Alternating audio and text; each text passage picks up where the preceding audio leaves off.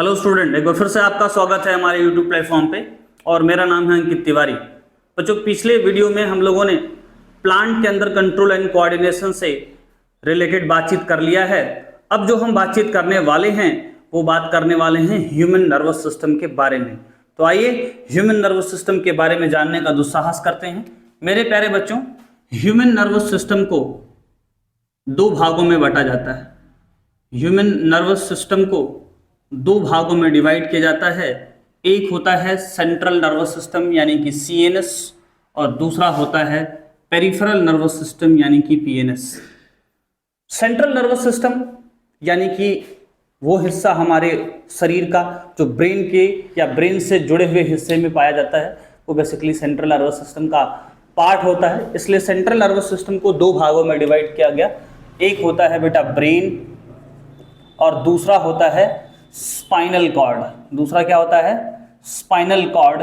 Spinal cord, ये जो मेरी बैकबोन दिख रही है उसके अंदर होल होता है, खाली जगह होता है, और वो हमारे गर्दन से लेके कमर तक, टेल बोन तक वो स्पाइनल कॉर्ड डिस्ट्रीब्यूटेड होती है। और वहाँ से अलग अलग ऑर्गन की एक्टिविटी को कंट्रोल करने के लिए न्यूरॉन उनसे जुड़े हुए होते हैं। ठीक है, कुछ इस तरह से है। ये देखिए, ये गर्दन है यहाँ, और यहाँ ऐसे एक वायर की तरह स्पाइनल कॉर्ड गया है टेल बोन तक, और यहाँ से अलग अलग न्यूरॉन्स निकली हैं जो कि अलग अलग पार्ट ऑफ द बॉडी की एक्टिविटी को क्या करती हैं? कंट्रोल करती हैं। स्पाइनल कॉर्ड के बारे में हम जानेंगे कि यहाँ बिना सोचे समझे काम होता है, उसको हम रिफ्लेक्स एक्शन कहते हैं। यानी ये एक्टिविटी हमारी बॉडी खुद से कंट्रोल करती है, या हमारे इच्छा अनुसार होता नहीं है। तो हम जानेंगे कि स्पाइनल कॉर्ड कैसे काम करता है। लेकिन इसके ऊपर एक सेक्शन है, ब्रेन है, जिसको कह रहे हैं। तो ब्रेन के तीन पार्ट होते हैं बेटा। ब्रेन का जो पहला पार्ट है उसे हम फोर ब्रेन कहते हैं। क्या कहते हैं? फोर ब्रेन कहते हैं। कौन सा ब्रेन कहते हैं बेटा? फोर ब्रेन कहेंगे। फोर ब्रेन की अगर मैं बात करता हूं तो फोर ब्रेन का तीन पार्ट होता है। कितने पार्ट होते हैं? तीन पार्ट। कौन कौन से बेटा? तो फोर ब्रेन के तीन पार्ट होते हैं। कौन कौन सा? सेरिब्रम। क्या? सेरिब्रम। दूसरा होता है हाइपोथैलेमस। और तीसरा होता है थैलेमस। तीसरा क्या होता है बेटा? थैलेमस होता है। उसी तरह से ब्रेन का दूसरा जो हिस्सा होता है उसको मिड ब्रेन कहते हैं, और ब्रेन का जो तीसरा हिस्सा होता है उससे हम हिंड ब्रेन कहते हैं। कौन सा ब्रेन कहते हैं बेटा? हिंड ब्रेन कहते हैं। तो fore brain, mid brain and hind brain, ये तीन पार्ट हुआ किसका? ब्रेन का। और अगर मैं फोर ब्रेन की बात करता हूं बेटा, तो फोर ब्रेन में तीन पार्ट मुझे मिले, सेरिब्रम, थैलेमस और हाइपोथैलेमस। सेरिब्रम के अंदर भी तीन हिस्से होते हैं। एक होता है सेंसरी एरिया। कौन सा एरिया? एक होता है सेंसरी एरिया, एक होता है मोटर एरिया, बल्कि इसको बाद में लिखता हूं, मोटर एरिया, और एक होता है एसोसिएशन एरिया। कौन सा एरिया बेटा? Association area. कैसे काम करता होगा, ये समझने की कोशिश करते हैं। पहले तो एक बात जानने की जरूरत है कि सेरिब्रम हमारे खोपड़ी का यानी हमारे ब्रेन का सबसे बड़ा हिस्सा होता है। Cerebrum is the largest part of our brain. ठीक है, ये दो हिस्से में डिवाइडेड होता है, और उसको डिवाइड करने के लिए जो मेम्ब्रेन होती है उसको हम कार्पस कैलोसम कहते हैं। वो beyond the level of class 10th है। फिर भी आपके लिए एक होमवर्क है कि आप इसमें level diagram of human brain बना लीजिएगा। इतना टाइम नहीं होता है कि हम इसमें आपको एक पूरा स्ट्रक्चर बनाएं। हाँ, ये कर सकते हैं कि आपको एडिट करके इस टाइम पे, इस जो टाइम में बोल रहा हूँ उस टाइम पे इसका इमेज रिप्रेजेंट कर दूंगा वीडियो का। ठीक है, तो ये है सेरिब्रम का हिस्सा। सेरिब्रम ब्रेन का सबसे लार्जेस्ट पार्ट होता है, खोपड़ी का सबसे बड़ा हिस्सा होता है, बेसिकली दिमाग का। और जितना भी दिमाग का काम होता है, जितना भी आप सोच सकते हो, सबका सब काम कौन करता है? सेरिब्रम। फॉर एग्जाम्पल, मैं आपके सामने बोल रहा हूँ, आप मुझे सुन रहे हैं, तो पहले जब मैं बोल रहा हूँ तो आपके कान और आंख, जो कि सेंस ऑर्गन है, वो इस सेंस को क्या करते हैं? रिसीव करते हैं। ये सेंस ऑर्गन जब इस सेंस को रिसीव करते हैं तो आप सोचते हो। सोचने का काम कौन करता है? एसोसिएशन एरिया सोचता है। अच्छा ये बात सर, ये बात बोल रहे हैं सर, हार्मोन के बारे में बता रहे हैं सर, जो है ह्यूमन नर्वस सिस्टम के बारे में बता रहे हैं, आप सोचते हो। कई बार जब आप सोच लेते हो और कुछ बातें नहीं सोच पाते हो तो ये आता है कि यार ये तो बात समझ में नहीं आई, तो आपका एसोसिएशन एरिया सब एनालाइज करता है और फिर उसके बाद आप रिस्पॉन्स देते हो कि सर ये वाली बात मुझे समझ में नहीं आ रही है, just please repeat it again, होता है ना। तो ऐसे ही क्या होता है बच्चों, ऐसे ही हमारा जो सेरिब्रम है उसके तीनों पार्ट एक दूसरे से कोऑर्डिनेटेड वे में काम करते हैं। हम बोल रहे हैं, आप सुन रहे हैं, इस बात को रिसीव कर रहा है ब्रेन का सेंसरी एरिया, सेरिब्रम का सेंसरी एरिया। दूसरा जो एसोसिएशन एरिया है वो सोच रहा है कि हो क्या रहा है, और तीसरा जो मोटर एरिया है वो उसके अगेंस्ट एक्शन लेता है। जैसे मान लीजिए हमारे नाक पे मक्खी बैठ गई तो क्या करेंगे, बैठते ही क्या करते हैं, उसको हटाने की कोशिश करते हैं। तो नाक पे मक्खी बैठी तो हमारा सेंस ऑर्गन उसको सेंस किया, फिर सोचे कि मक्खी बैठी गंदा कर देगी, जुकाम हो सकता है, ठीक है, तो उसको हम दूर करने के लिए क्या करते हैं, फिर से मोटर एक्शन लेते हैं। तो ये पूरा काम कौन करता है, हमारा सेरिब्रम करता है। सेरिब्रम में जितना भी सोचने समझने का काम है, मेमोरी, इमोशन, एंगर, फियर, ये सारे काम जो मैनेज करता है वो सारा कौन करता है बेटा, सारा का सारा काम मैनेज करता है हमारा सेरिब्रम, राइट। सेरिब्रम के बाद बात की जाए थैलेमस की, तो थैलेमस क्या करता है, ये सेंसरी और मोटर सिग्नलिंग, कौन कौन सा सिग्नलिंग, सेंसरी और मोटर सिग्नलिंग, जैसे हम हमारे सराउंडिंग में या हमारे अगल बगल जो कुछ भी हो रहा है उसको जो हम सेंस कर रहे हैं या उसके अगेंस्ट जो हम एक्शन दे रहे हैं, मोटर एक्शन कर रहे हैं, उन दोनों चीजों को कोऑर्डिनेट करने का काम कौन करता है, हमारा थैलेमस करता है। तो थैलेमस का काम क्या होता है, थैलेमस का काम होता है सेंसरी एंड मोटर सिग्नलिंग को कोऑर्डिनेट करना, ठीक है, इससे ज्यादा कुछ नहीं होता है। सबसे इंटरेस्टिंग और सबसे मजेदार बात हाइपोथैलेमस से रिलेटेड है। तो आइए जानते हैं हाइपोथैलेमस क्या होता है और कैसे काम करता है। तो बेटा जो हाइपोथैलेमस होता है वो बॉडी टेम्परेचर, अर्ग ऑफ ईटिंग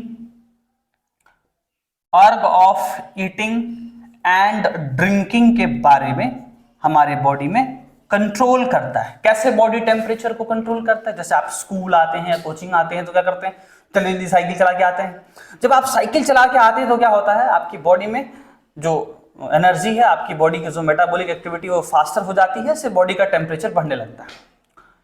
अब क्या होता है, बॉडी का टेम्परेचर जब बढ़ता है तो आपका बॉडी पार्ट सिग्नल भेजता है, किसको, ए हाइपोथैलेमस, किसको भेजता है, हाइपोथैलेमस, बोलता है ए हाइपोथैलेमस, तो हाइपोथैलेमस बोलता है का, तो हाइपोथैलेमस से बॉडी पार्ट कहता है कि देखो भैया तुम्हारे शरीर का जो टेम्परेचर है वो बढ़ रहा है, इसको बैलेंस करो। तो फिर उसके बाद हाइपोथैलेमस क्या करता है, उसके अगेंस्ट में जो हमारे शरीर में स्वेट ग्लैंड है, जो पसीना वाली जो ग्रंथियां हैं, जो स्वेट ग्लैंड है, वो उनको क्या करता है, उनको एक्टिवेट करता है, उनको सिग्नल भेजता है कि चलो भाई पसीना निकालो ताकि बॉडी का टेम्परेचर क्या हो जाए, मेंटेन हो जाए। तो ये काम कौन करता है, हाइपोथैलेमस। तो हाइपोथैलेमस कैसे बॉडी टेम्परेचर को मेंटेन कर रहा है, समझ में आ रहा है, ओके। दूसरी बात होती है अर्ग ऑफ ईटिंग। जैसे मान लो अभी हम पढ़ा रहे हैं, पढ़ाते पढ़ाते भूख लग जाती है, तो जब भूख लगता है तो क्या होता है, हमारे बॉडी में बेसिकली ग्लूकोज की कमी होती है। जब ग्लूकोज की कमी होती है तो फिर बॉडी सिग्नल भेजता है किसको, हाइपोथैलेमस को, ए हाइपोथैलेमस, तो हाइपोथैलेमस बोलता है का, तो कहता है कि भैया देखो, बॉडी बोलता है कि भैया देखो आपकी बॉडी में ग्लूकोज की कमी हो गई है और इसको मेंटेन करने की जरूरत है। तो फिर हाइपोथैलेमस अपनी रिस्पॉन्सिबिलिटी को निभाता है, मालिक है भाई, जिम्मेदारी तो निभाएगा ही। तो फिर वो सिग्नल भेजता है किसको, स्टमक को, और कहता है उसको खाली फील कराता है, तो आपको लगता है कि यार हमको भूख लगी है। Into the same way drinking का काम, जैसे पानी पीते हैं, प्यास लगती है तो कैसे लगती होगी, आपके बॉडी में जैसे ही वाटर लेवल कम होता है फिर से बॉडी सिग्नल भेजती है, ए हाइपोथैलेमस, बोलता है क्या है, तुम लोग परेशान किए रहते हो, बोला देखो भैया तुम्हारी बॉडी में पानी का कमी हो रहा है, उसको बैलेंस करो। तो फिर हाइपोथैलेमस अपनी जिम्मेदारी को निभाता है और फिर से सिग्नल भेजता है आपको टंग को, और आपकी जो लिप्स हैं वहां सिग्नल भेजता है। तो फिर आप तुरंत जाते हो, बोलते भैया पानी दे दो, बिस्लेरी वाला 20 रुपए वाला पानी चाहिए मुझे, है, तो लेकर के पानी पी लेते हैं, ठीक है। So this is the activity of hypothalamus. तो बॉडी टेम्परेचर कैसे बैलेंस कर रहा है, अर्ग ऑफ ईटिंग कैसे कर रहा है, और ड्रिंकिंग कैसे कर रहा है, आप समझ पा रहे हैं, हाँ। तो ये सारी जानकारी किससे रिलेटेड रही, हाइपोथैलेमस से रिलेटेड रही। थैलेमस का काम है सेंसरी मोटर सिग्नलिंग को बैलेंस करना, और सेरिब्रम के बारे में कुछ ना याद हो तो एक बात याद रखिएगा, जितना दिमाग का काम है, जितना खोपड़ी का काम है, सब का सब कौन करता है, सेरिब्रम करता है। सोचने समझने, इमोशन, एंगर, मेमोरी, सबसे इंपॉर्टेंट बात, जो भी चीज हमें मेमोराइज है ना, कि आपका नाम मोनू है, उनका नाम सोनू है, उनका नाम राधा है, उनका नाम कृष्णा है, तो सारे का जो नाम मुझे याद है या जो भी हम अपने जीवन में सारी बातें याद रखें, भाई अब ये तो अचानक से बुक देख के तो पढ़ा नहीं रहे, तो ये सारी बातें मुझे याद हैं, वो सब कहाँ याद है, सब कहाँ स्टोर है, ये सारा इंफॉर्मेशन कहीं ना कहीं हमारे सेरिब्रम के अंदर स्टोर है, राइट। ओके, अगला जो पार्ट आता है हमारे खोपड़ी का यानी कि ब्रेन का, उसका नाम जानते हैं क्या है? उसका नाम है बेटा मिड ब्रेन। क्या नाम है? Mid brain. तो मिड ब्रेन जो होता लल्ला, वो क्या करता होगा? तो बेटा जो मिड ब्रेन है उसका दो काम बस खाली ध्यान रखिएगा, बाकी डिटेल में हायर क्लासेस की वीडियोस बनाएंगे, अलग से चैनल है हमारा बायोलॉजी का, मेडिकल एक्सप्लेन के नाम से, ठीक है, तो उस पर हम डिटेल में चर्चा करेंगे जब 11th 12th की बातें करेंगे। तो यहाँ अभी it is more than sufficient कि मिड ब्रेन का काम क्या है बेटा। तो मिड ब्रेन का जो काम होता है वो होता है सुनना और देखना, यानी कि विजुअल, टक्टाइल एंड आउडेटरी इनपुट का काम कौन करता लल्ला? मिड ब्रेन करता है, ठीक है। अब अगला जो पार्ट है उसका नाम है हिंड ब्रेन। क्या नाम बेटा? Hind brain. तो जो हिंड ब्रेन है उसमें 3 पार्ट होता है। पहला होता है सेरिबेलम।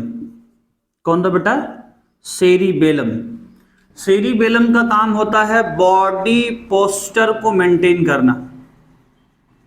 सेरिबेलम का काम होता है बॉडी पोस्चर को मेंटेन करना। जो भी एल्कोहलिक पर्सन होते हैं, जब वो अल्कोहल ले लेते हैं तो उनकी बॉडी में होता क्या है, उनका जो कनेक्शन होता है सेरिबेलम का बॉडी के साथ वो टूट जाता है। इसलिए वो जहां पैर रखना चाहते हैं, जिस तरह से उनकी बॉडी में कोऑर्डिनेशन होना चाहिए, वो होना क्या हो जाता है?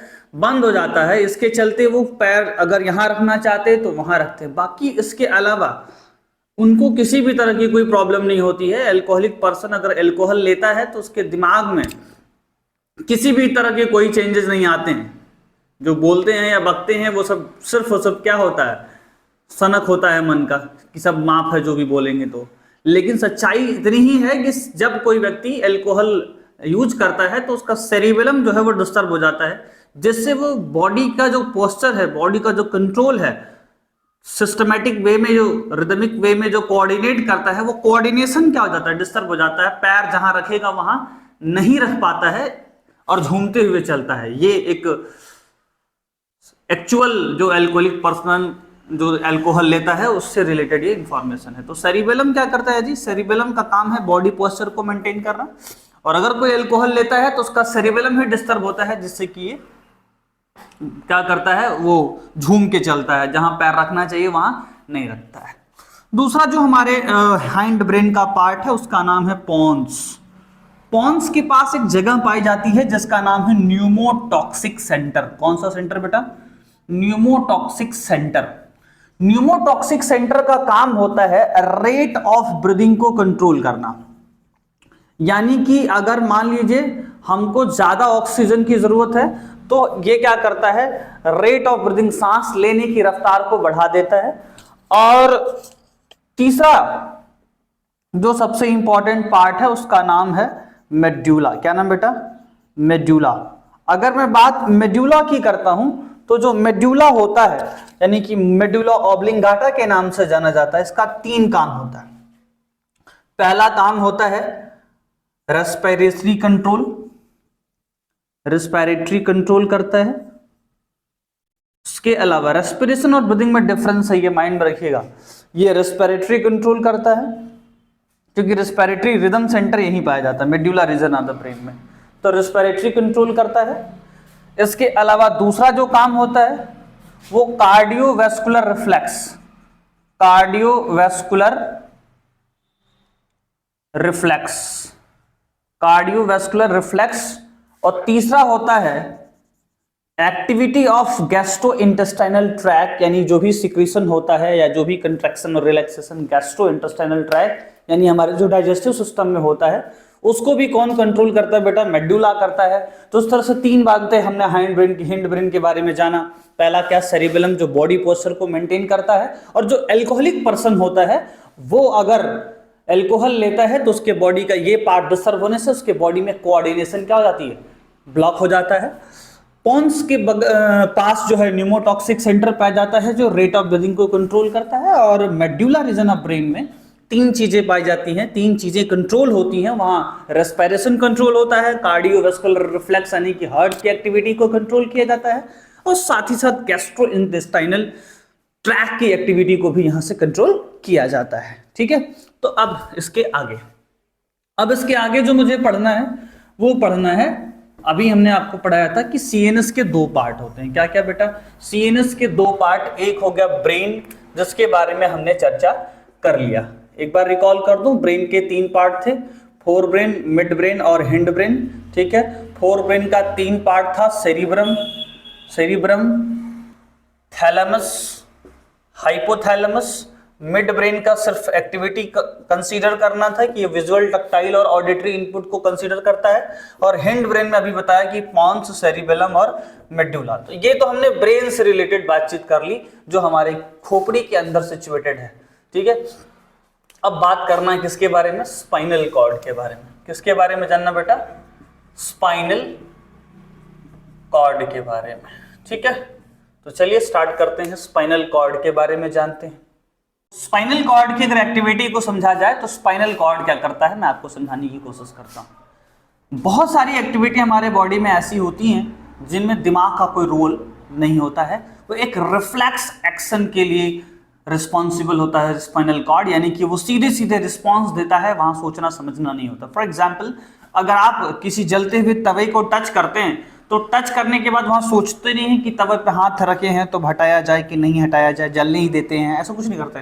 तुरंत जैसे ही आपको जलने का एहसास होगा तुरंत आप अपने हाथ को क्या कर लेते हैं, हटा लेते हैं बेटा। It is the reflex action, यानी कि स्पाइनल कॉर्ड का काम होता है हमारी बॉडी में वेरी फास्ट रिएक्शन देना, जिसे हम रिफ्लेक्स एक्शन कहते हैं। हमारे जीवन में ऐसी कोई भी एक्टिविटी जिसके होने के लिए किसी भी तरह की क्या हो, किसी भी तरह की थिंकिंग की कोई जरूरत ना हो, उस प्रोसेस को जो अंजाम देता है उसका नाम है स्पाइनल कॉर्ड, और इस घटना को कहते हैं रिफ्लेक्स एक्शन। फॉर एग्जांपल, अगर मुझे चीजें याद है, कोई बोले एप्पल की स्पेलिंग बताओ तो बहुत सोचना नहीं होता, सीधे स्पेलिंग बता देंगे। तो बहुत सारी चीजें या तो हमारे हैबिचुअल हो, इसलिए जो काम बहुत मतलब इतनी बार प्रैक्टिस किए हैं कि वो हमारे रिफ्लेक्स एक्शन में आ चुका है, या फिर ऐसा हो सकता है कि कोई ऐसी बॉडी के अंदर एक्टिविटी जिसको सोचने की जरूरत नहीं पड़े। जैसे मान लीजिए हम आपकी आंखों पे ऐसे करेंगे तो अपने आप आपकी आंखें क्या हो जाती हैं, बंद हो जाती हैं, या आप ऐसे बहुत सारे प्रोसेस अंजाम देते हो जहां आप सोचते